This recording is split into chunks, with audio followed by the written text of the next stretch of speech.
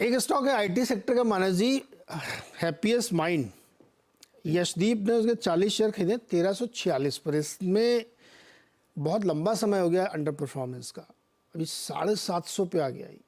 Listing के बाद तूफान मचाया इसने, लेकिन उसके बाद लगातार गिरा है ये। कोई उम्मीद रखनी चाहिए इनको पैसा बनने की क्या? नहीं, देखिए, उम्मीद तो बिल्कुल नहीं रखनी चाहिए, क्योंकि ट्रेंड नेगेटिव है। लोअर टॉप लोअर बॉटम्स का ट्रेंड है। अगर हम केवल एक उम्मीद की भी बात कर लें तो वो 750 है। अगर ये 750 के नीचे गया तो फिर तो शायद 610-20 तक के भाव भी देखने को मिल जाएंगे। और ट्रेंड निगेटिव है, लोअर टॉप लोअर बॉटम बन रहे हैं, इंपॉर्टेंट मूविंग एवरेजेस के नीचे ट्रेड कर रहे हैं, तो कोई रीजन दिखता नहीं है यहाँ पर एवरेज करने का, और या तो इस स्टॉक में बने रहने का। उछाल पे निकलने की कोशिश करिए स्टॉक से। ये जुलाई 2021 से लगातार नीचे है ये। 3 साल हो गए अंडर परफॉर्मेंस के। मतलब 1500 का भाव जो इसने एक बार देखा था, पलट के नहीं देखा, वहाँ से लगातार इसमें हैप्पीएस्ट माइंड में कमज़ोरी बनी हुई है और कोई उम्मीद नहीं लग रही, जबकि दुनिया के सारे शेयर पलट गए। केपीआईटी में क्या लगता है 750 पे अगर है 70 शेयर इनके तो केपीआईटी में आप उम्मीद करिए, क्योंकि स्टॉक ने करेक्शन दिखाया, 200 मूविंग एवरेज पे सपोर्ट लिया, higher top higher bottom 60 minute chart पे तो बनने लगे हैं। अब अगर एक हर्डल है तो वो 1460-65 की रेंज में है। अगर वो क्रॉस हो जाएंगे तब तो फिर तो आपको वापस 1700 रुपए तक के भाव देखने को मिल जाएंगे। 1300 की स्टॉप लॉस से यहाँ पर आप बिल्कुल बने रहिए स्टॉक में।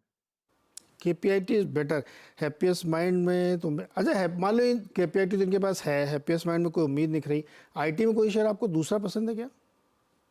देखिए, मेरी जो इस टाइम आईटी में पसंद है वो लार्ज कैप स्पेस में ही है। और अगर हमें स्टॉक चूज करने हो तो वो टीसीएस और विप्रो, ये दो स्टॉक लार्ज कैप स्पेस में अच्छे लगते हैं।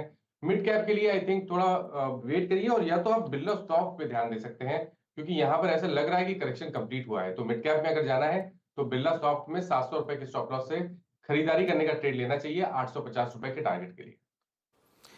अच्छा, इस बीच एक खबर आ रही है एलएनटी को एक 2.5 से 5 हज़ार की रेंज का कॉन्ट्रैक्ट मिला है, ऑर्डर मिला है इनको। स्टॉक पे थोड़ी सी मामूली सी तेजी है, कैसा लग रहा है एलएनटी चार्ट पे मुन्नस जी? जी, तो देखिए, 3-4 दिनों से हम देख रहे हैं यहाँ पर हायर टॉप हायर बॉटम बनते हुए, और अब एक एक बहुत ही अहम रेजिस्टेंस के आसपास स्टॉक आया है। 3700 से लेकर 3750 की रेंज में रेजिस्टेंस दिखते हैं। तो अगर एक बार ये लेवल ब्रीच हो जाएगा, उसके ऊपर निकलेगा, तो उसके ऊपर कम से कम 400 रुपए की तेजी देखने को मिलेगी। तो बने रहिए स्टॉक में। स्टॉप लॉस आपको लगा के रखना पड़ेगा 20 मूविंग एवरेज के नीचे, जो कि 3550 है। उसके नीचे स्टॉप लॉस लगा के रखिए। 3750 के ऊपर 400 रुपए की तेजी आपको देखने को मिल सकती है। ओके। अच्छा, प्रजापति जी ने अभी हम लोग आईटी की बात ही कर रहे थे, उन्होंने सवाल भी भेज दिया अभी कि इन्फोसिस में 1500 की कॉल ली, 1500 स्ट्राइक वाली कॉल ली है 55 रुपए पे। होल्ड करें या टारगेट 70 चाहिए इनको? नहीं, देखिए, मैंने लार्ज कैप आईटी की बात की, लेकिन मेरा व्यू शॉर्ट टर्म का नहीं है, ये थोड़ा सा मीडियम टर्म का व्यू था। तो आईटी की जहां तक इन्फोसिस की जहां तक बात है, देखिए, स्टॉक 200 मूविंग एवरेज के नीचे ट्रेड कर रहा है, लोअर टॉप लोअर बॉटम बन रहे हैं।